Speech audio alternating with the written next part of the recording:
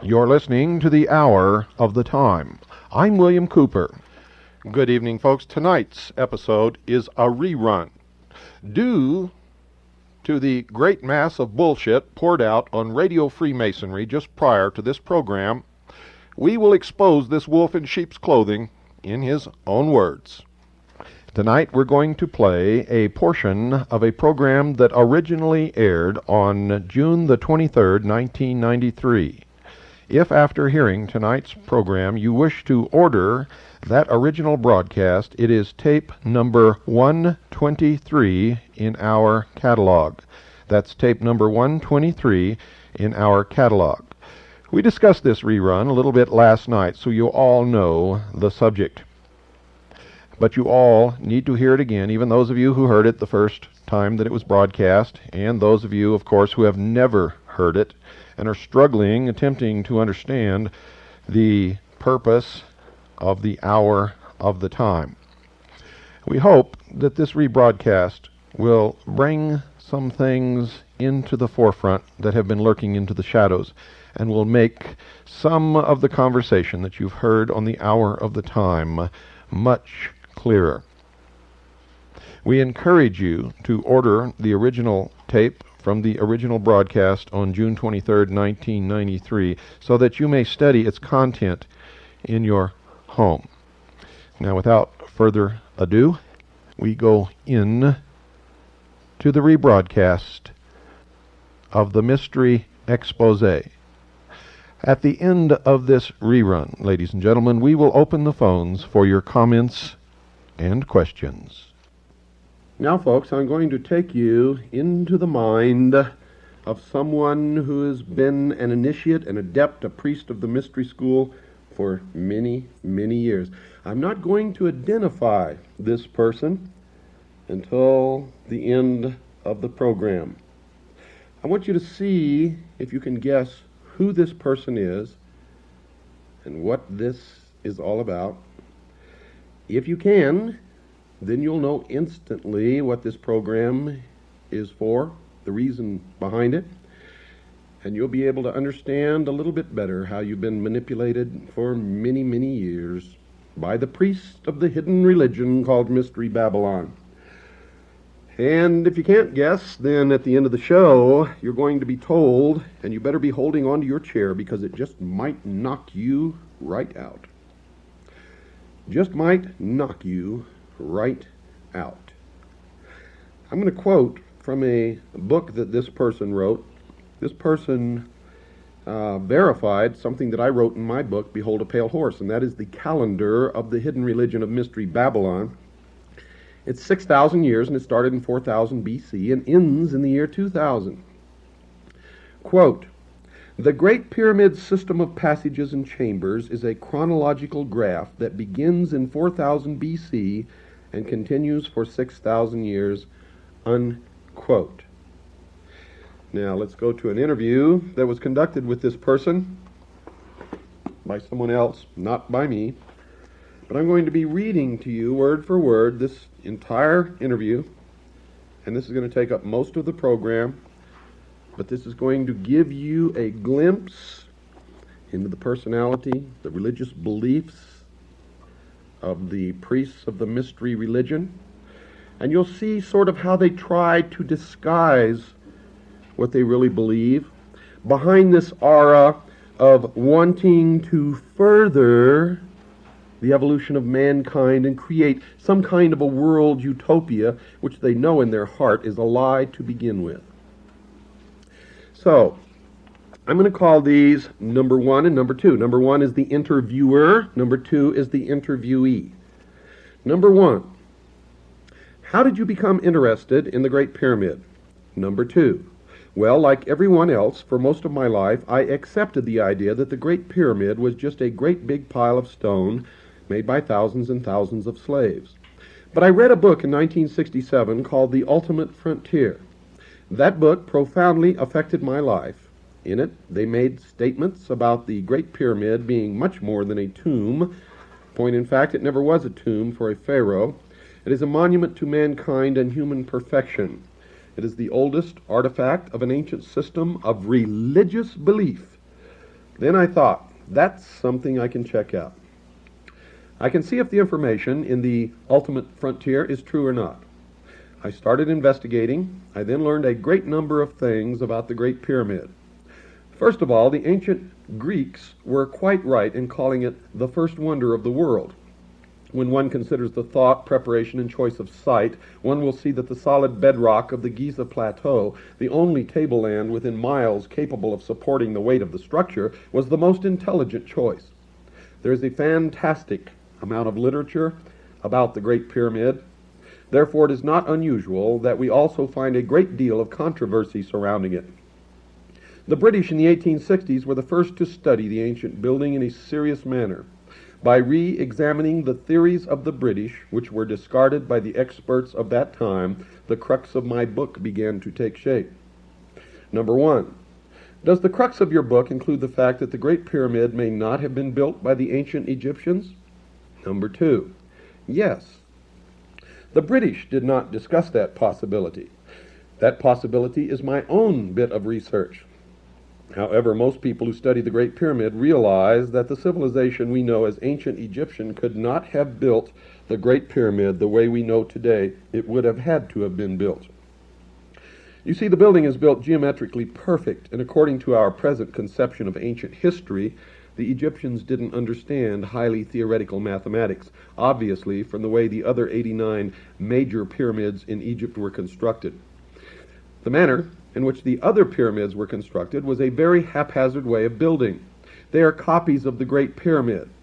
The Great Pyramid itself is, however, absolute perfection in stone, both to the pi relationship, the relationship of a diameter to the circumference of a circle, and the golden mean, or phi relationship, with which we can divide a straight line so that a squared plus b squared equals c squared.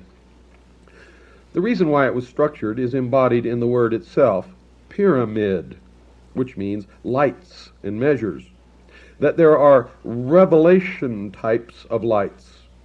The word for pyramid used by the ancient Egyptians was glorious light. And the word has meaning that there are revelations in the measurements. If you pursue this hint, so to speak, you find out that the builders of the Great Pyramid are the same people that wrote the original text of the Old Testament, and they laid out their plan in the Great Pyramid as well as in the Scriptures. I hope, folks, you understand the significance of that one statement, and there's much, much more to come. Number one, who are these people? Number two, my opinion is they were what we call Hyksos or Hyksos, and we find traces of them throughout Mesoamerica, India, and the Middle East in the earliest of times. The Egyptians had 2 or 3 different waves of Hyksos rulers come in. The word Hyksos for many years was translated shepherd kings, which is a paradox. You see, looking at life the way we look at it today, how could a group who were non-warlike come into a land and take over and run things without any fighting? Yet they obviously did, and these ancient builders had a profound influence wherever they went. The years of research I've done tell me that the Hyksos were a group of people who had in their culture information stemming from a previous civilization. I think that our view of history, saying that it started in the cradle of civilization, in Egypt, and Mesopotamia, is wrong.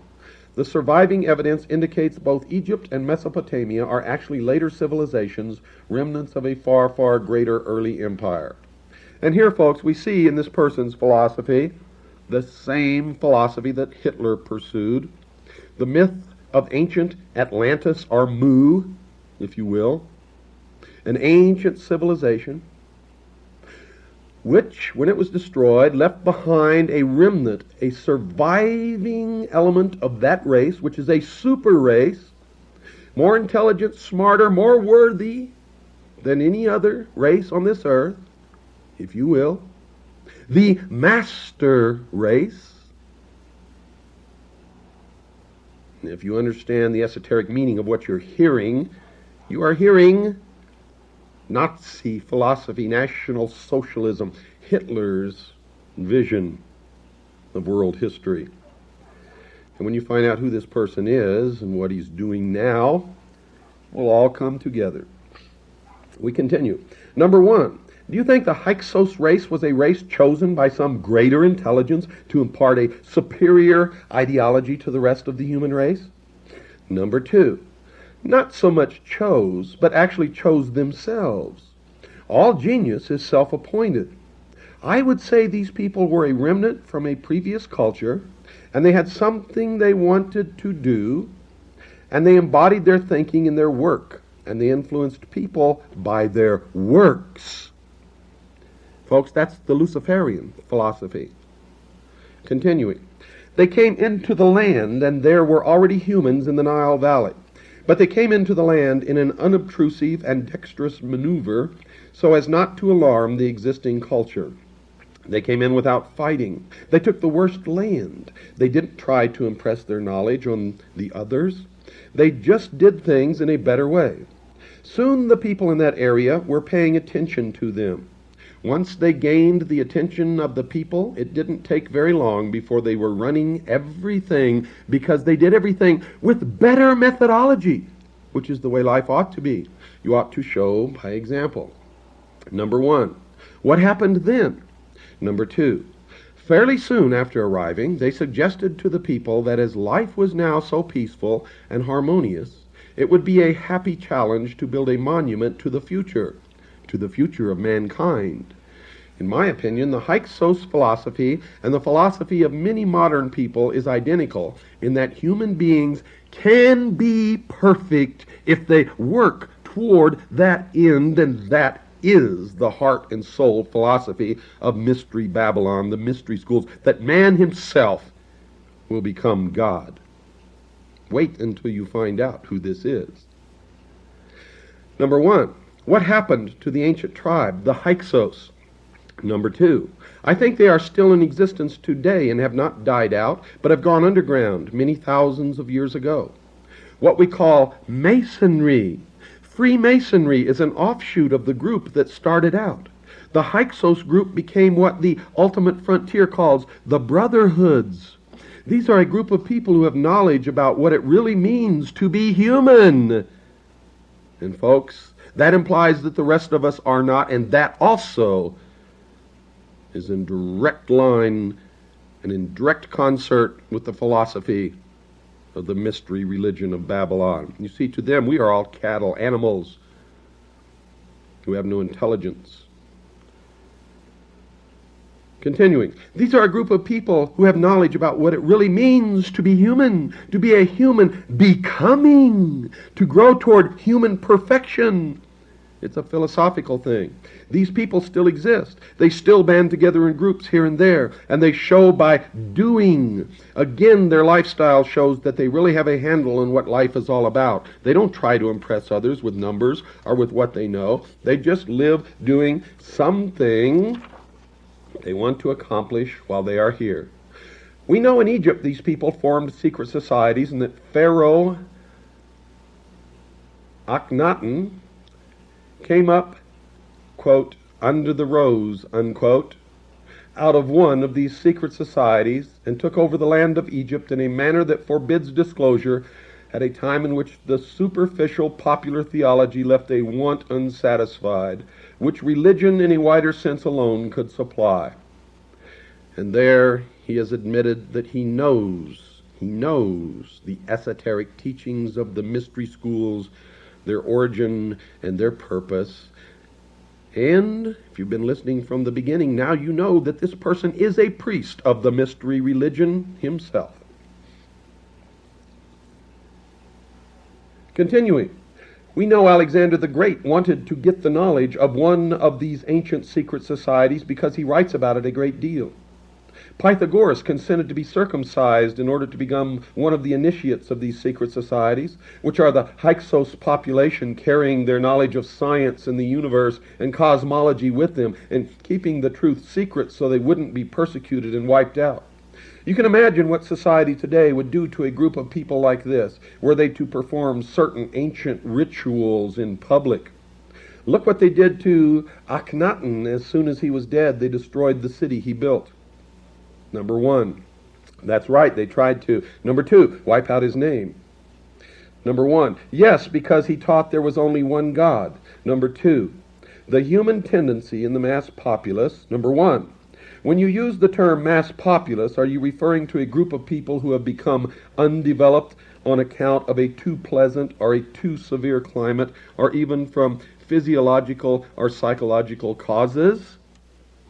Number 2, the phrase mass populace was a term used by the ancient ones, which usually refers to those in a populace, in any country, who sit back waiting for some savior to raise them up out of their misery. Recognize the venom directed at Christianity, folks? Number 1, then you are referring to people who are merely living a conditioned response to their environment. Number 2, yes, the human tendency in the mass populace is to tear things down rather than to reach up to the excellent, which brings everything down to mediocrity. We're doing that in this country today with our so-called standards from the federal government. Everything's got to be brought down. This is just another social indication of this tendency in human beings to bring things down to a lower level so it's easier instead of striving for excellence. The Hyksos people went after pleasing results and worked hard in this manner. They strove for excellence, and therefore they had to go underground to keep from being persecuted. In almost every case that we can trace, anyone that tried to bring the truth to man has been crucified or killed in some cruel or barbarous human ritual. And folks, for many years, that was exactly true. But this is not the true intent of these people, for if you also go back through history, you'll find that these are the people who have been behind every religious war, have been behind every revolution, have been behind and literally are the heart and soul of socialism and communism. And everywhere they go, death follows, and a stench. Number 1, do you know how the Great Pyramid was constructed? Number 2, I leave that puzzle to the engineers, architects, and professors of physics who have researched and studied the building. No one at the present really knows. There are several suppositions, but since no one really knows, that mystery remains to be answered in the next 24 years, and since no one really knows, in my opinion, there's no such thing as an expert. Number 1, in that case, how do you believe the Great Pyramid may have been constructed? Number 2, my information from people who seem very knowledgeable says that they built in with water locks and floated the blocks into place. That's pretty hard to conceive of because they would have had to have been tremendous locks, because the Great Pyramid is up on a plateau at least 6 miles from the banks of the Nile River.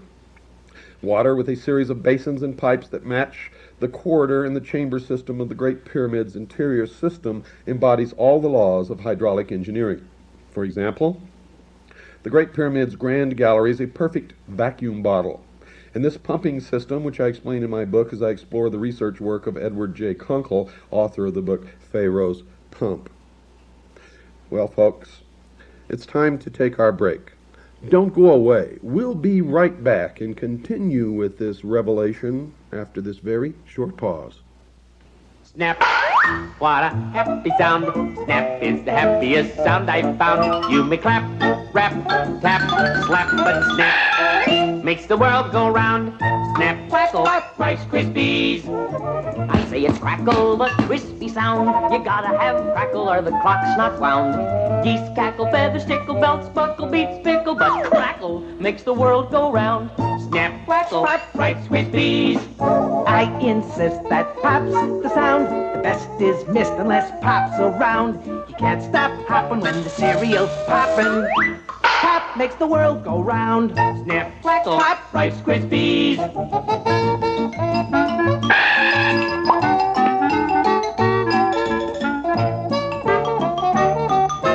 Snap, crackle, pop, Rice Krispies.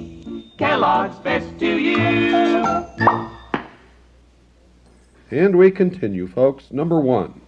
If this tribe of people, the Hyksos, caused the Great Pyramid to be constructed, did they know their message wouldn't be understood for thousands of years, or did they think that humans would grasp its meaning a little bit before that?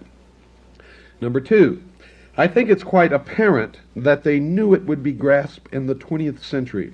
I think that they laid it out so the core of their meaning would be picked up by those who really had the mathematical know-how. It wasn't until 1905 that we had the real understanding of gravitational astronomy, the astronomy involving the solar system and the movement of the Earth around the sun, down so pat that we had all the answers the builders of the Great Pyramid had. They knew as much or more about today's system of gravitational astronomy as we know. Number one, do you think this falls in line with a number of other theories that humans were at one time visited by supremely intelligent beings from other worlds? Number two, I don't accept that thesis. However, I believe that there is life probably on every little planetoid in the entire universe. Life that is similar to ours, having a spiritual nature, but somewhat different in physical nature. No other beings from outer space ever came down here and cohabited with the apes, as Mr. von Daniken would say. I would reject that thesis, but on the other hand, I would say we are indeed created by another intelligence far greater than this planet or even this solar system. You know, it's a funny thing. I was once an atheist. I went through most of my college days as an atheist. I went through most of my college days as an anthropologist and didn't believe in a creative theory at all. But after studying for many years, I was forced to accept the fact that I obviously had been created, because it just didn't happen by chance. There's no way, I would say, that this theory that something in outer space came down and interfered is quite accurate in that respect. We are in the image of a creator of some kind that we can't even conceive. Therefore, we have the ability to do all kinds of fantastic things. I think there was a civilization 50,000 years ago in the Pacific, now underwater, that had in it achievements that we only think of today. Number one. Okay, just a minute. Let me backtrack here. At the beginning of the interview, you mentioned that you began your investigation of the Great Pyramid after you read The Ultimate Frontier. What's it all about? Number two. Oh, that's a big topic. The Ultimate Frontier ties together a history of this planet, the idea and purpose for mankind being a part of it, and a philosophy of growth towards human perfection, and how this philosophy is what life is really all about. The truth of this was lost when the great civilization on the Pacific continent of Mu was destroyed by a sudden cataclysmic change on the crust of the earth 50,000 years ago. There are a group of individuals who call themselves the Brotherhoods, unobtrusively working to uplift mankind back to this ancient wisdom belief, and the Great Pyramid is indeed a monument to this particular brotherhood. Number one, perhaps the truth is never lost. Perhaps as we evolve towards a true understanding of essentials, we suddenly find ourselves faced with a question where we discover that we have really understood nothing at all, and consequently have to begin learning all over again on a new and higher level. Perhaps the memory of the destruction of Mu and other catastrophic events is contained in the collective unconsciousness of man. Perhaps some humans, direct genetic descendants of the survivors of these cataclysmic events, carry in their bloodline a genetic mutation. Let me read that portion again, folks.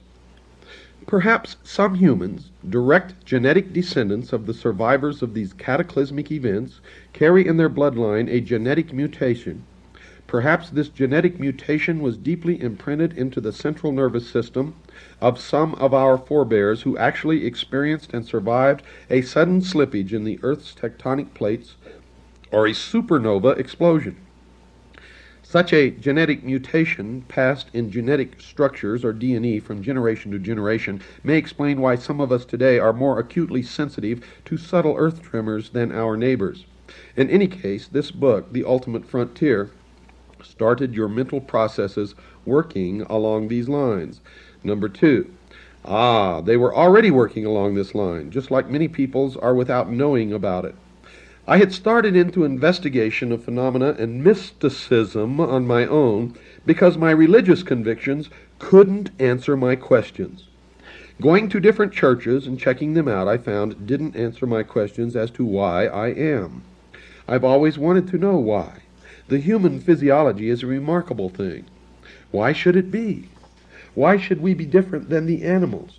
Why should we have these philosophies when no other animals has philosophy? I studied many of the standard religions, but they couldn't answer my question to my satisfaction. I didn't like the idea of blind faith. I didn't like the idea of blind faith. To me, blind faith is irresponsible and unreasonable. Then I got into science and became an atheist. I was working on a master's degree in anthropology and found that, just like the churches, the information from the scientific side fell short. They can't answer all the questions. In fact, the more we learn, the more anomalies we have, and we realize how little we know. Then my son, who at the time was 4.5 years old, nearly drowned. In fact, he did drown. He was full of salt water and unconscious for 45 minutes. He should by all rights have died. The year was 1960. I was eating at a restaurant on the beach when I saw him floating face down in the water. I ran across the beach, jumped into the water, handed him to my brother, who handed him to a strange old man who appeared to be a derelict. When this old man pumped out the water, I was in shock, one of my son, for the next 45 minutes. He refused to give my son to the ambulance crew and the doctor who arrived and pronounced him dead. The old man looked into my eyes and said, "This boy isn't dead. I'm going to bring him back." I told the doctor, "Let him keep trying," and the old man kept working. 45 minutes is a long period of time to remain unconscious without breathing. However, my son not only recovered without brain damage from that episode, but he told us in the hospital exactly all of the events that took place. From me running out of that restaurant, jumping across the breakwater, diving into the water, and getting him, handing him up to my brother.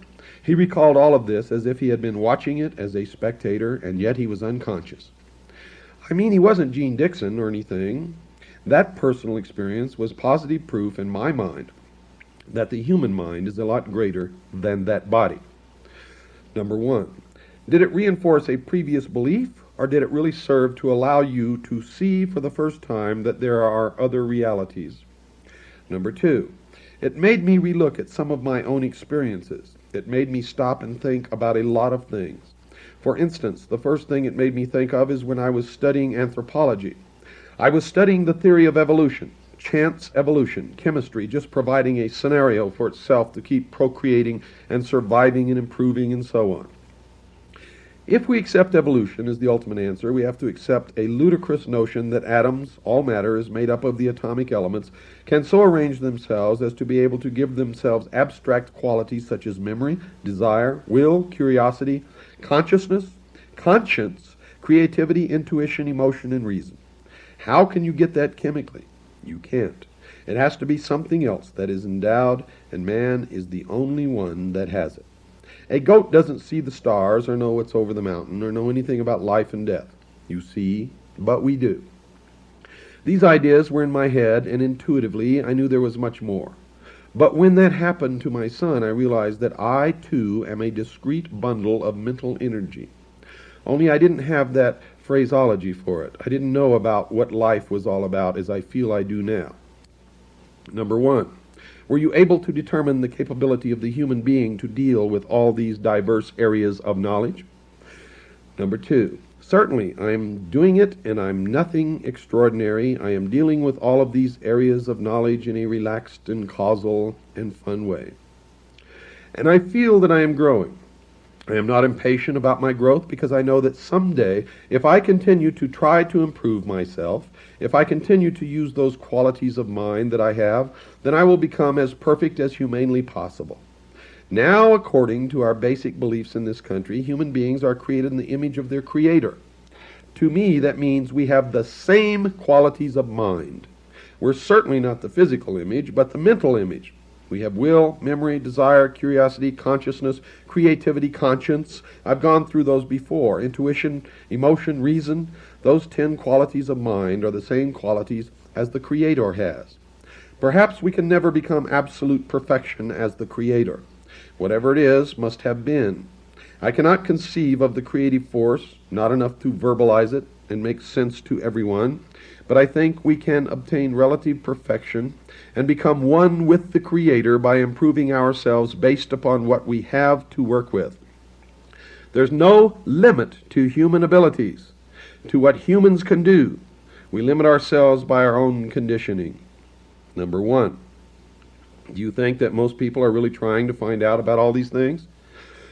Number two, many humans are. I would say there are millions of people who have an inner urging towards something better, especially in this day and age, because now there are more of them here.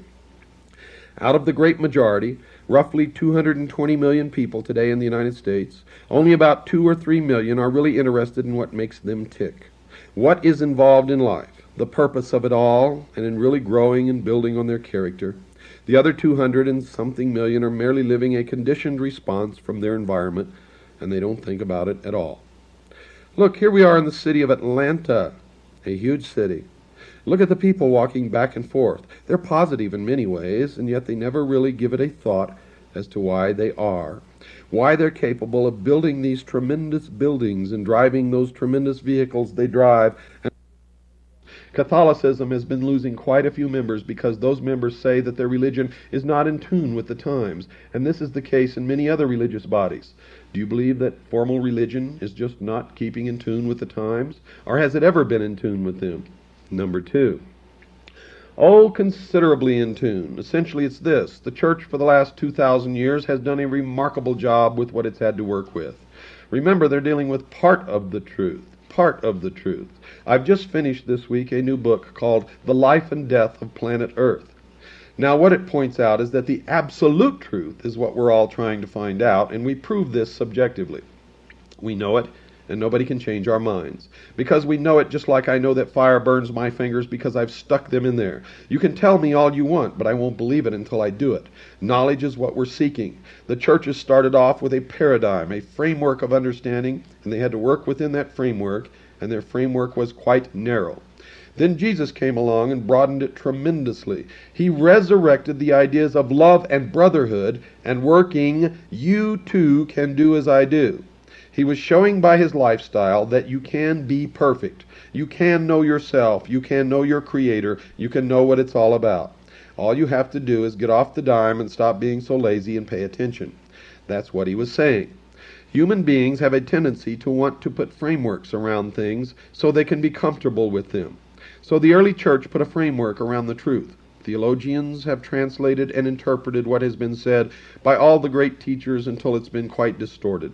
However, even with all of the translations and misinterpretations of what was really said in the ancient times, they've done a remarkable job. They've done some bad things as well as good things in the eye of history. But the information is here. All you have to do is want it and dig for it. I found it. I found it for myself. There's more than one path. The reason I followed the path of the Great Pyramid is because I'm a doubter, a skeptic, and there's something made of stone, the world's largest stone structure. It can be checked and rechecked and measured and remeasured. It's been around for a very, very long time, and there's no doubt it's there. However, the metaphysical idea, somebody going into a trance and some voice talking through him telling me he's Jesus, that doesn't prove anything to me. It could be, but I could never prove it. I can prove what the Great Pyramid does, and that turned me on. There are answers to everyone's questions. We each have progressed, you see. I accept we've lived many thousands of lifetimes. Let me repeat that. I accept we've lived many thousands of lifetimes. People say, oh, reincarnation, I can't believe that. Well, they probably didn't believe it in their last lifetime either. I probably didn't either. However, each time we live a life, we learn something more towards this perfection. We're supposed to be growing until finally we reach a point where we choose our incarnation with such great care that we incarnate to two very sharp parents, at which point we grow with a tremendous rate of speed. That's the purpose of it all. Civilization's purpose is to provide the playground, the background, the environment that enhances soul growth, character growth, an environment which enhances the ability of humans to practice the virtues. By practicing these virtues, love, brotherhood, and working, you too can do as I do, which are part of universal law. What you put out comes back to you, karma. You set an example for others by practicing patience, tolerance, forbearance, kindness, and charity. In your everyday life, you grow. By your example, you set off a multitude of self-sustaining series of events, a chain reaction which strengthens the truth. I found this for myself. This is the message in all of the esoteric teachings in all 7 of the great religions. I think the key thing that the present human civilization is missing is that the idea has been lost that we're all responsible. Individual responsibility has been lost. We want some wizard to come along and do it for us. We want the preacher on Sunday to save us from our sins. We want the man in the confessional booth to cleanse us. We don't want to do it for ourselves. Well, there are no wizards. Every single ego, every single created individual or discrete bundle of mental energy must do it for himself. This is part of the message of the Great Pyramid, and as soon as humans realize this and take responsibility for their actions, the problems of the planet Earth will be diminished 1,000-fold. Number 1. I found it most fascinating, the fact you mentioned a moment ago that the individual ego has a hand in the choice of his or her own incarnated person. Number 2. This is esoteric information. I use the term esoteric information. Esoteric meaning inside information, and it's only information that has been given to me. I have not proven it yet. Even if I did prove it, it would still be only information to you. So the difference between information and knowledge is clear. We need to make that clear. Now, my information is that each of us chooses our parents and our station and our situation, even our race. Listen to this, folks. Listen to this crap. Beginning again. One of the individuals that I have been told about in this esoteric information was George Washington Carver, who deliberately incarnated into a race that was downtrodden to work on the idea of bringing them up. He was an ego of tremendous advancement, and when he did incarnate into that environment, which was a terrible environment, I understand he may have lost a few points because he became embittered near the end. Had he remained without bitterness, he would have gained. This is the story I have. We all take a chance incarnating into a civilization that can drag us down, because when you get inside of a physical body, you become subject to the nuisances of that animal body and the conditioning and the responses, and it's up to you with those 10 qualities of mind to overcome those. That's why being well disciplined is vitally important and permissiveness is not wise. Well, folks, there's no way I'm going to be able to read to you all of this interview because it's just too long. So I'm going to pick out some pertinent points. This is number 2 talking. And this is an excerpt from a paragraph. However, don't permit it. Don't say laziness is good for everybody because you won't get uptight if you're lazy. We have so many errors on the idea of human potential and what to do with it. I believe in being well disciplined but not cruelly. I believe in responsibility in the organization I belong to. The Stell Group. The Stell Group. The group in which Lars Hansen was reared. Now I want to quote to you from a book called The New World Order by A. Ralph Epperson, which you can order from Publius Press in Tucson, Arizona. On page 67 in The New World Order, Mr. A. Ralph Epperson has a direct quote from Eklal Kushana. He was the leader of the Stell Group. Mr. Tex Mars also has the same quote in one or two of his books. But I'm taking this from The New World Order by A. Ralph Epperson. Quote, Lucifer is the head of a secret brotherhood of spirits. The brotherhood is named after Lucifer because the great angel Lucifer has been responsible for the abolishment of Eden in order that men could begin on the road to a spiritual advancement, unquote. That is the teachings of the leader of the Stell Group, the group that this man belongs to. So, folks, pay attention. This again is number 2 speaking. This is a part of the message, a band of men at the dawning of the age of Taurus, a more civilized age embodied in the Great Pyramid's mathematical code, to transmit to a generation of humans living in the age of Aquarius, something they felt was vitally important. The age of Aquarius began 23 August 1953, and this is a New Age idea. The idea that we can perceive and try to improve. Of course, there's still a larger majority of humans, even in the age of Aquarius, that want to drag people down and lower the standards. However, every single ego, every single human, has the capabilities of bringing himself up to the equal of his Creator. It's just a matter of effort and patience and practicing the virtues. Number 1. As Jesus stood between the two columns, Jachin and Boaz, on the outer porch of King Solomon's temple, John 10, verse 23, on 25th December, the celebration of the winter solstice, which is what that date is really for, a large majority of the people did not understand him when he said, "Ye are gods." John 10, verse 34. Some people in the crowd took up stones to kill him as a money changer in the temple cocked his head away from his table to see what some in the crowd were yelling about. He heard Jesus say, "Is it not written in your law, I said ye are gods," as he saw a lawgiver of the temple sit bolt upright to listen to this man speaking to the crowd.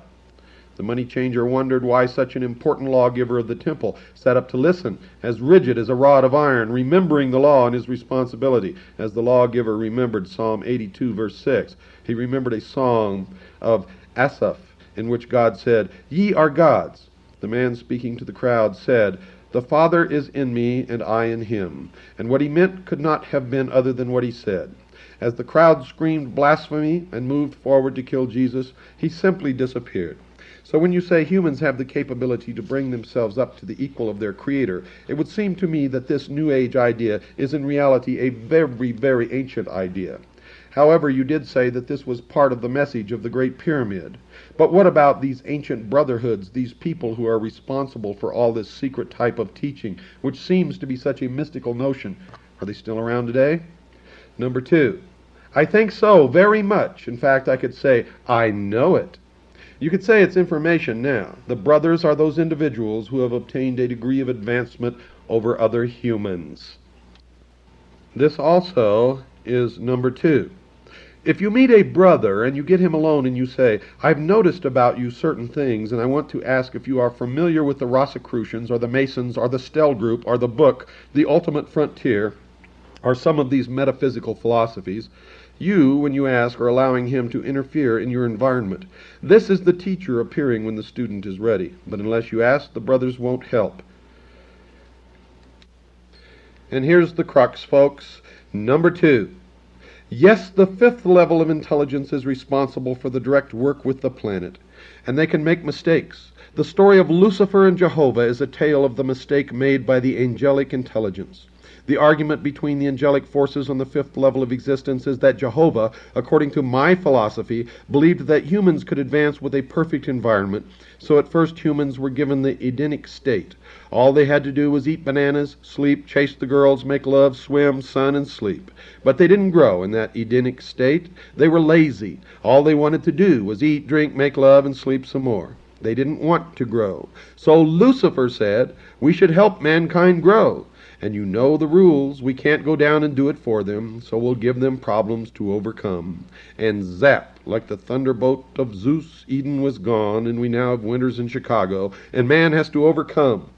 Now, folks, I don't care if this man worships Lucifer. I don't care if he believes what he believes or belongs to the mystery schools. You all know me. I believe in the Constitution and that we all have a right. But when he deceives and manipulates all of us, and when on June 8th, 1993, on Radio Free America, he said to the world that I am a CIA disinformation agent, then it's time that you knew who this man really is. I want you to track down and read these books that he wrote. The Great Pyramid, Man's Monument to Man, New York, Pinnacle Books, 1975. The Life and Death of Planet Earth, New York, Pinnacle Books, 1977. Psychic Surgery, 1973, reprint edition, Chicago, Pocket Books, 1975. The entire text of the interview you heard tonight can be found in a book called 5-5-2000, Ice, the Ultimate Disaster, by Richard W. Noone, spelled Noone, and he was the interviewer number 1. Folks, research the history of Willis Carto. Research the history of the Liberty Lobby, and specifically Radio Free America. Tom Valentine has been a member of the Stell Group for most of his life. He has also been closely connected to the Communist Party by his own admission. Wake up! The members, the high priests of the mystery schools, are enacting ordo ab chaos. Create enough chaos, and then they can step up and take control and establish order, the New World Order. Now you know why on Radio Free America Tom Valentine gets so angry when someone questions Freemasonry. Now you know why he covers for the secret societies and for Freemasonry. And now you know why he has attacked me, because I am the enemy of Mystery Babylon. And there you have it, folks. And yes, there you do have it, ladies and gentlemen. I want to read to you a letter that I received today, talk about synchronicity, from my good friend in Tucson, Arizona, A. Ralph Epperson. He says, and I quote, "You might enjoy letting your listeners know about a quote I just found in a book entitled Legenda of the Ancient and Accepted Scottish Rite of Freemasonry for the Southern Jurisdiction of the United States, written by Albert Pike. This book was written by Mr. Pike in 1888, 3 years before he died, and was published by the 33rd Degree Council when they were in Charleston, South Carolina. This quote should settle the question once and for all as to who the God is that the Masons worship in their lodges. Here in Tucson, one of their lodges is called a cathedral, and another is called a temple, 2 words describing places of worship. This quote will prove concretely that the God they worship is not the God of the Bible. I have been looking for this book by Pike for many years, and presumed that it was out of print because I couldn't locate a copy. However, I knew it was not forgotten because Rex Hutchins, then a 32nd degree Mason, but who later became a 33rd degree Mason, quoted from it in his Masonic book entitled A Bridge to Light. So I considered it fortunate when I found that a publisher of out-of-print and rare books called Kessinger Publishing Company in Keela, Montana, had reprinted it. It is their claim that Legenda is a series of monographs intended to supplement the ritualistic instruction of the book written by Mr. Pike called Morals and Dogma. As you know, the first 10 words of the Bible are found in Genesis chapter 1, verse 1, and are, quote, "In the beginning God created the heaven and the earth," unquote. That means that in the time before there was something, there had to be nothing. So God created something out of nothing when he created the universe, or there would not have been a need for a beginning. But Mr. Pike does not agree. This is what he says on page 109 of Legenda in his explanation of the 28th degree. Quote, "Nothing is produced from nothing, because existence can no more cease to be than nothing can cease not to be. To say that the world came forth from nothing is to propose a monstrous absurdity. Everything that is proceeds from that which was, and consequently nothing of that which is can ever not be." The letter I in the word is was capitalized by Mr. Pike. It is customary to capitalize the first letter in the name of a deity or a noun that refers to a deity. Does this mean that he is making a deity out of matter? Well, folks, Lucifer is the god of the material world. So Mr. Pike says that those of us who believe in a God who created the universe out of nothing believe in a monstrous absurdity. The Christians and the Jews who believe in the God of the Old and New Testaments believe in a monstrous absurdity when they profess that their God created the universe out of nothing.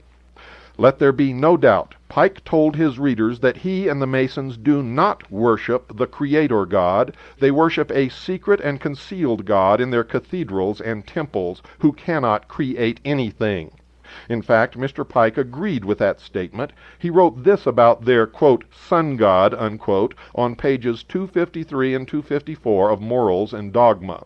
I might remind you that Radio Free America is carried by the Sun Radio Network.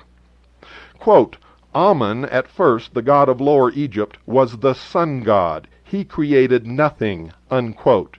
And to show that this is true, he repeated the idea on page 281. Quote, "The supreme being of the Egyptians was Amun, a secret and concealed god, the original light. He creates nothing," unquote. Yet he calls this god the supreme being. If the universe had 2 gods, one who created everything from nothing, and one who created nothing, I would presume the first God who made everything, including the second God, would be superior to the second God who created nothing. So the only way you can resolve this problem, if you believe in this second God who created nothing, is to claim that there is no Creator God. Then your God can then become the supreme being. And that is what Mr. Pike did, make no mistake about it. The Masons do not worship the Creator God, the God who made the world out of nothing. And that is why they have chosen to call their God the great architect of the universe. And that is why the Brotherhood in the ancient times was called the Builders, and today are called Freemasons, or Freemasons in the French. It is known that architects do not draw plans to create a structure out of nothing. They design structures that must be built from existing materials, or, if you will, out of materials that must be changed from one form to another before they can be integrated into a structure. The Masons worship some other being, one that they know can create nothing, and that includes the Stell group. That includes the ancient order of the Rose and Cross, the Knights Templars, the sovereign and military order of the Knights of Malta, and all of the rest of these skunks. The number one Mason of all time has said it, ladies and gentlemen, in his own writings. I have never claimed that Tom Valentine was a Freemason. I have only claimed what you have heard in this broadcast tonight, and I am sick of his stinking lies, and I am sick and tired of you stupid sheeple out there who cannot study or listen or repeat exactly what you hear, but have to make up some strange tale in order to cover your pathetic ignorance. Ladies and gentlemen, I do not attack people, I reveal them. I wish nobody ill will. I don't care what altar anyone worships upon. You are listening to a true constitutionalist who believes 100% in our right to practice the religion of our choice. I would fight for any one of you if that right were threatened to be taken away. Where I draw the line is when you lie, when you deceive, and when you manipulate the rest of us to pit us against each other so that you can bring about your silly, stupid utopia, your dream of 1,000 years of peace on this earth. You will never do it because you are mankind just like me and everyone else who you claim are nothing but cattle. And because you are man just like me and everyone else, you suffer for the same inherent failings that I and everybody else who lives upon this earth suffers from. You have the same temptations and the same greed, and you fight every day against these things. And to say that you are the only truly mature minds in this world, and that you are going to control the rest of us because we do not have the capability or the power to think for ourselves, is not only ludicrous, but is what eventually will bring you to your knees as we round you up and throw you in the jails and the prisons where you belong, and stop your wrecking of all the good that man has built upon the face of this earth. Don't pervert my words, because I'm the only one you'll ever hear on the radio who uses fact, who uses the own words of the people that I talk about, and I have no ulterior motive of trying to hurt anyone. The only reason for this broadcast, and for me sitting here, ladies and gentlemen, is to wake the sheeple, empower the people, and try like hell to save freedom for not only this country, but for the entire world. Now, if you cannot understand what you heard tonight, then you are one of the most stupid ones out there. Those of you who are sheeple, who think you understood but aren't quite sure, but you believe that you are getting some meaning from what you heard tonight, you have a chance.